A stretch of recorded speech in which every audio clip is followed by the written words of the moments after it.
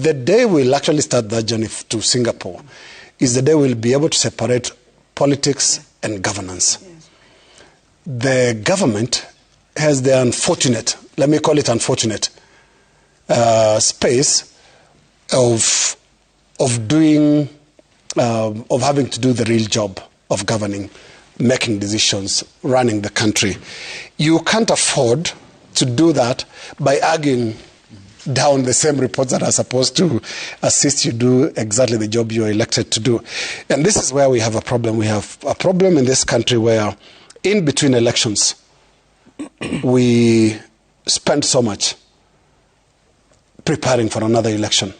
And that's what we saw today. You saw the broad-based team coming strongly. Do we forget that not long ago, that's 2023, was it 2022, I think, October, when the cabinet was being taken through the vetting process. John Mbadi, who was then the chairman of ODM, remember said 60% of the cabinet was incompetent. The appointees was incompetent. And he said we either reject or give him a skunk. Or give him a skunk. Now, the smell of a skunk can last for a while. So don't suddenly turn around and say, smelling nice around here. Tell us, how is it going? And I think this is the problem that we have when it comes to the inconsistencies that our politicians who turn into people who govern then bring on board in their decision making.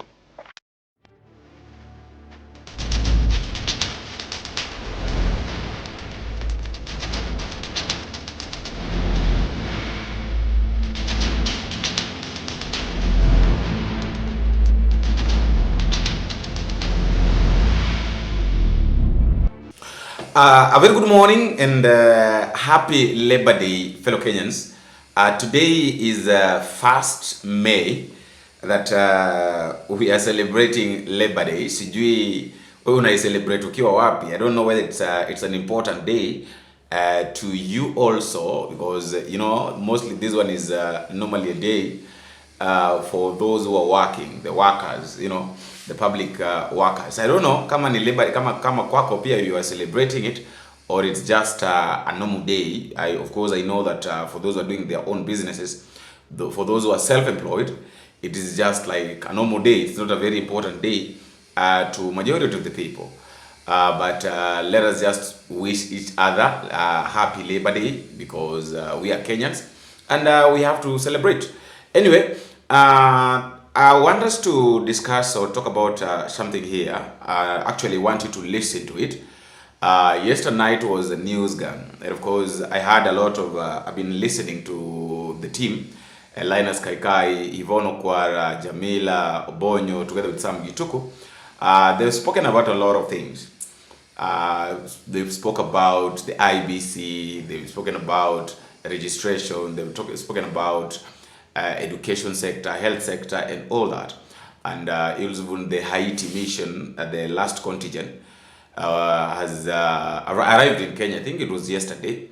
Remember, Kenya took police officers to Haiti to go and make peace, or maybe to go and make sure that there's peace in Haiti.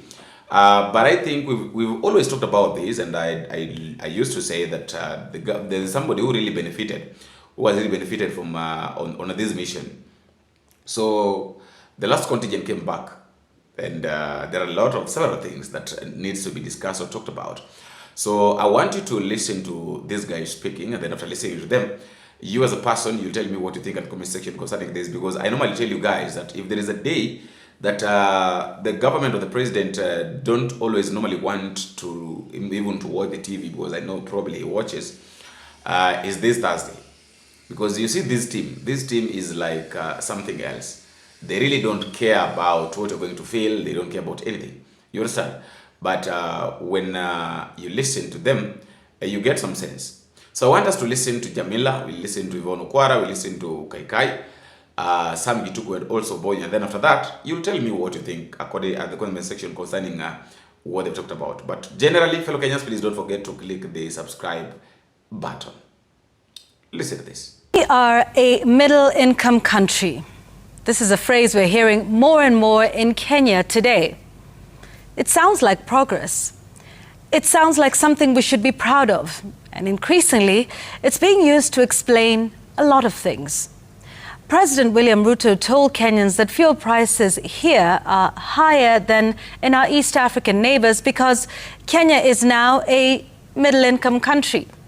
Now, we've heard similar reasoning before around subsidies, around taxation, and around the need to live within our means. The message, in different forms, is consistent. We are no longer a low-income country, and so certain things must change. Higher costs, fewer subsidies, more taxes. That is the logic. And on paper, it makes sense. Because technically, Kenya is classified as a middle-income country. That classification is based on average national income per person, or what economists call gross national income per capita. It's a statistical threshold, a line you cross, but it's also just that, an average. And averages can be misleading. They smooth out the extremes and flatten inequality. They tell you where a country sits, but not how its people live. So yes, Kenya may be middle income on paper, but that label doesn't tell you how many people are struggling to meet basic needs, how many are one emergency away from slipping backwards, or how far a salary actually goes at the end of the month. And that is where the tension begins. Because while the country is being described as middle income, many Kenyans are not experiencing a middle income life. What they are experiencing is this: rising costs across the board, fuel, food, transport, school fees, and alongside that, a growing tax burden. We've seen the introduction and expansion of taxes and deductions, the housing levy, higher contributions under the new health financing model, all framed within a broader push for domestic revenue, a push that aligns, again, with this idea of a country that has moved up. But here is the question: if we are taxing like a middle-income country, are we delivering like one? Because taxation is not just about collection, it's about return. It is the basic foundation of a social contract. You contribute, and in return, you receive services, stability, opportunity. But for many Kenyans, that equation feels increasingly unbalanced. Take-home pay is shrinking, incomes not keeping pace with the cost of living. For some, they're actually declining in real terms. And what that means in practical terms is simple. Salaries are not stretching, not to the end of the month, not to cover basic needs, and certainly not without trade-offs. So while the classification says one thing, the lived experience is saying another. And perhaps that is the deeper issue here. Middle income is becoming less of a description and more of an explanation. A way to justify difficult decisions, a way to reset expectations. But status alone does not change reality. It does not lower prices, it does not raise incomes, and it certainly does not improve services. If anything, it raises a new expectation. Because if we're a middle-income country, then the question is not just what we pay, it is what we get. Do we have reliable public services, efficient systems, accessible healthcare, value for the taxes we pay? Because that is what that status is supposed to mean. Not just higher costs, but higher standards. And right now, for many Kenyans, that gap is becoming harder to ignore. The gap between what we are told we are and what we actually experience. Because being a middle-income country is not just about a number. It's about a lived reality. And until those two begin to align, that label will feel less like progress and more like a question. Kenya's contentious security mission to Haiti has come to an end. And this week, the final contingent of 150 police officers safely landed back home in Nairobi. The mission to Haiti began in June 2024, when the first batch of Kenyan police officers was deployed to Port-au-Prince under the UN US-backed multinational security support MSS mission. But the mission was wound up under a cloud of mystery, and Kenyan policemen have been making their way back home. The last batch landing at the Jomo Kenyatta International Airport, Nairobi, on Tuesday. Now the mission is over, but not for one family whose kin, a police officer, went missing in Haiti. To this date, the family of police officer Benedict Kabiru Kuria remains in the dark over what really transpired in March last year, when Kabiru allegedly disappeared during an attack by a gang in Haiti. Government officials have been seemingly taking contradicting positions. While the police and the Interior Ministry categorized Kabiru as missing, President William Ruto, in an address at the United Nations, listed Kabiru among the fallen. I must use this occasion to honor the Kenyan officers, Mr. Samuel Tumoi, Benedict Kabiru, and Kennedy Nzuve, who lost their lives in the lines of duty. Lost their lives? For over a year now, the family of Kabiru has been pursuing answers from the government, but none have been forthcoming. Here they are. Are they torturing me? Why have they tortured me all that wrong, knowing very well, because I know President hawezi akasema kitu yenye haiko. I urge them, they come out, then they bring the remains of my son. I do what is necessary because I can't believe until I see he's there. He's no more. We trusted you with our son, Benedict. Is this how you are going to repay back? You are not giving us the information. You are not feeling the pain that we are feeling. So the mission ends, but the agony continues for the family of Kabiru. The family is unfortunately having to petition the law courts to get the government to state whether police officer Kabiru, deployed to Haiti, is dead or alive. How unfortunate. Families of all of Kenya's uniformed men and women deserve better than this. Every family of a uniformed officer is a potential Kabiru family. Anytime the government sends their sons and daughters to harm's way. And this we make as a reminder that command comes with a solemn responsibility. The National Police Service, the Ministry of Interior, and the State House are three institutions that must step forward and handle the Kabiru family matter in a more responsible, sensitive, and even compassionate manner. Whether missing or, God forbid, dead, police officer Benedict Kabiru Kuria and his family deserves a dignified treatment from the government. It should be found disgraceful and unacceptable that relatives of police officers have to hop from one office to another in search of elusive answers. It should shame the entire chain of command. The relatives of officers have to shed tears in front of cameras because of the wall of silence government authorities confront them with. Again, command comes with a solemn responsibility. A responsibility to respect and honor the men and women we put into harm's way. A solemn responsibility to recognize the sacrifice these men and women and their families make, even for misadventures such as the Haiti deployment. And a responsibility to sensitive, humane, and empathetic handling of the families of officers who are either missing or dead, as is the case of Kabiru, whose fate tonight remains unknown. To the National Police Service, the Ministry of Interior, and State House.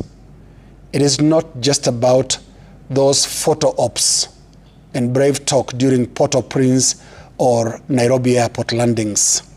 It is also about individual officers like Benedict Kaberu Kuria and his heartbroken family. He is not a mere statistic. The mission was because he and others were. There are moments when a country must pause and ask itself a simple, uncomfortable question. What exactly are our priorities? Take a look at our key sectors. Education is under pressure. Healthcare is stretched. And the cost of living continues to weigh heavily on wananchi. These, ladies and gentlemen, are not abstract issues. They're the everyday realities of millions of Kenyans. And yet, at the same time, we are witnessing a surge in political activity. Early campaigns, rallies, mobilization, all centered around 2027 elections. Elections that are still 15 months away.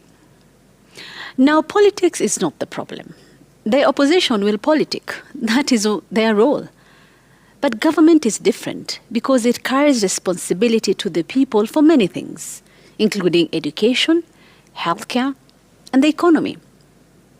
So when those in power begin to operate in campaign mode this early, it raises a deeper concern. At what point is the governing going to happen?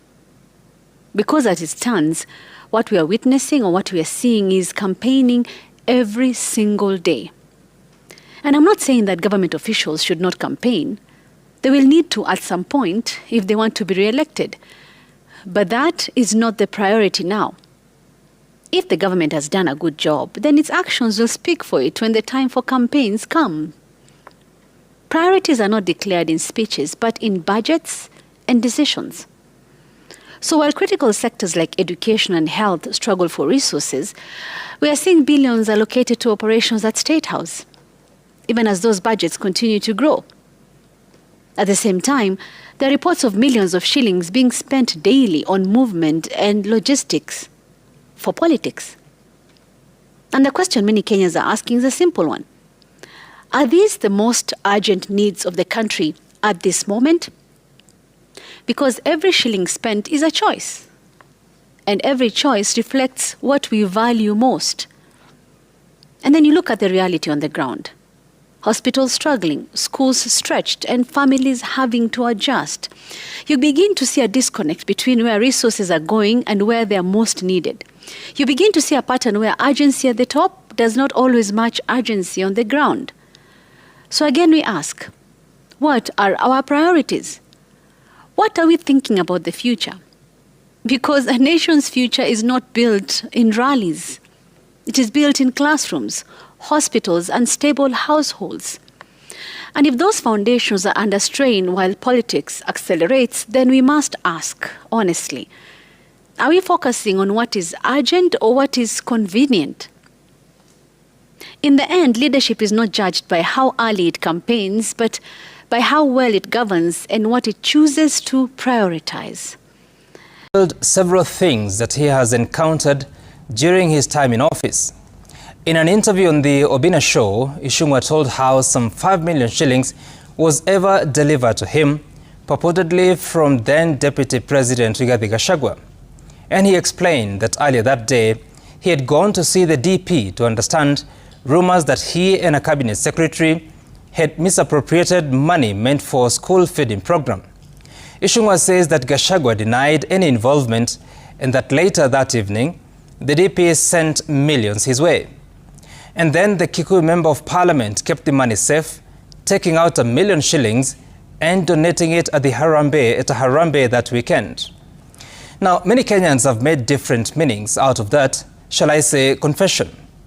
And as you do, that moment raises serious questions. Just how does money exchange hands in government?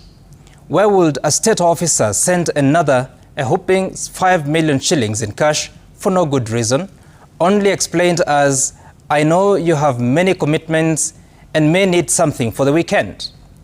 And by the way, Whose money was that? The giver's own money or taken from public coffers? And the recipient? What was he supposed to do upon receiving that thoughtful gift? Is that how it works? And what does the Ethics and Anti-Corruption Commission think about such revelations? Staying with the interview, Ishungwa then admitted that he was investing in short-stay housing units, famously known as Airbnbs. They used to be furnished apartments before going digital. What was quite revealing is his invitation that people should consider investing in affordable housing units so that they too can invest in Airbnbs. Let that sink. Go buy an affordable housing unit, furnish it, and begin to lend it out for short stays. A brilliant investment idea, isn't it? Only that there is an original sin. You see, back in 2023, the government and parliament passed into law a monthly charge called the housing levy. It requires 1.5% of every employee's salary to be deducted, paid to the Kenya Revenue Authority, who then remits it to the Affordable Housing Board for construction of affordable housing units. A tax meant to build houses to solve a catastrophic problem defined as shortage of dignified housing for Kenyans. Does that mean Airbnbs? Still, there are a few challenges.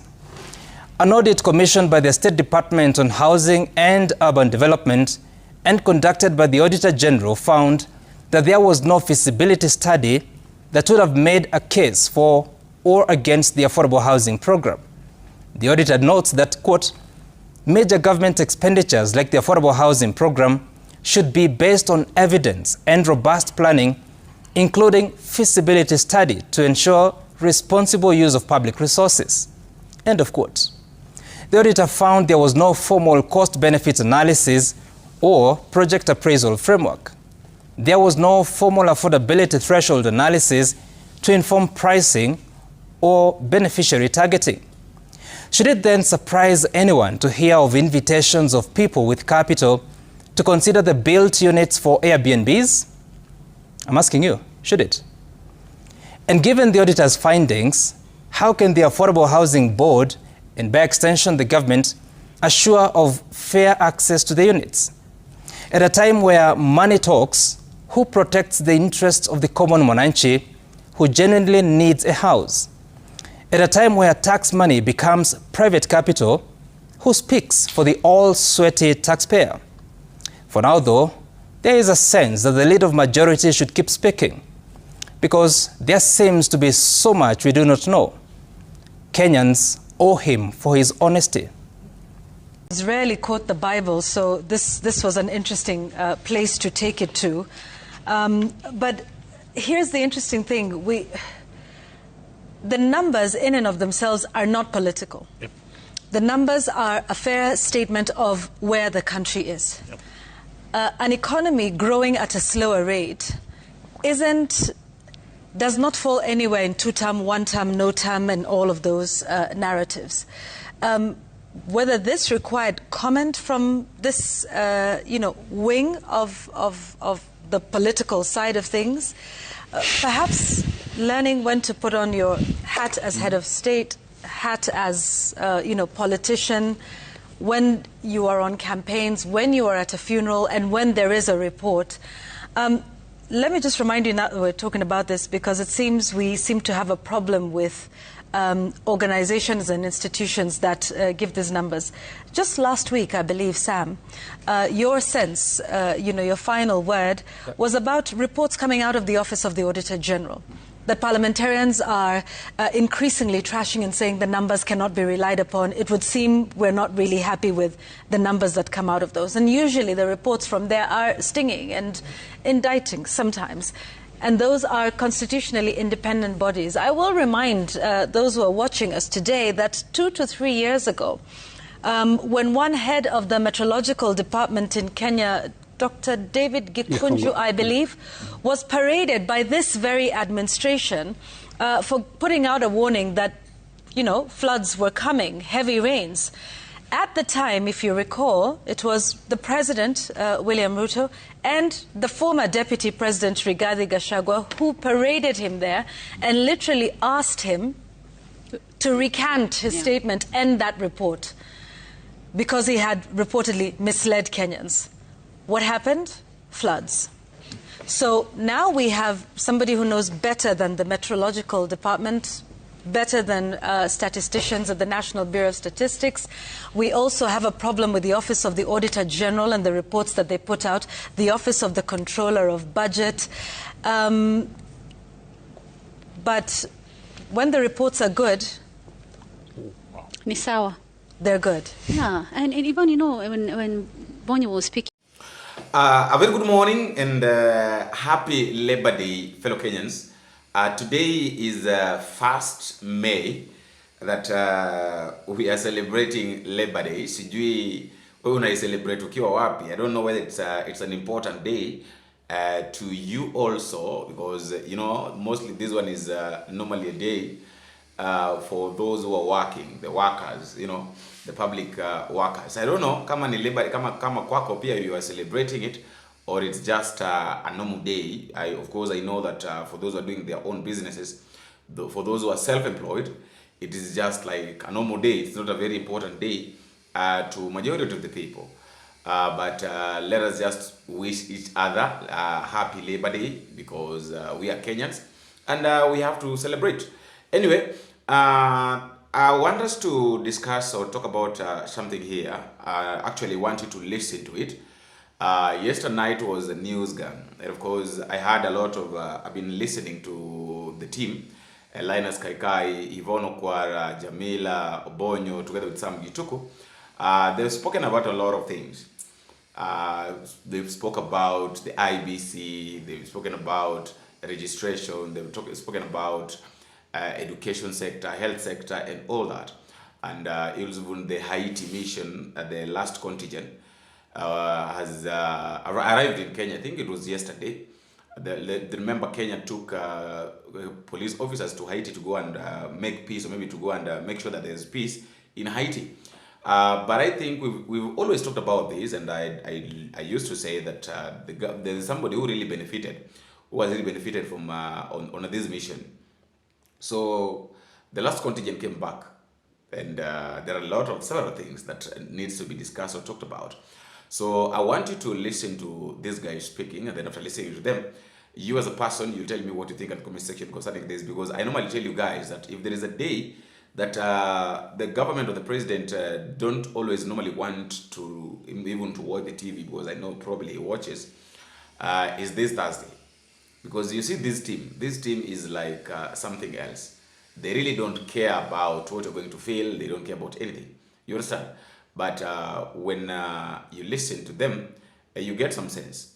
So I want us to listen to Jamila, we listen to Ivon Okwaras, we listen to Kaika, Sam Gituku, and also Boy. And then after that, you'll tell me what you think according at the comment section concerning what they've talked about. But generally, fellow Kenyans, please don't forget to click the subscribe button. Listen to this.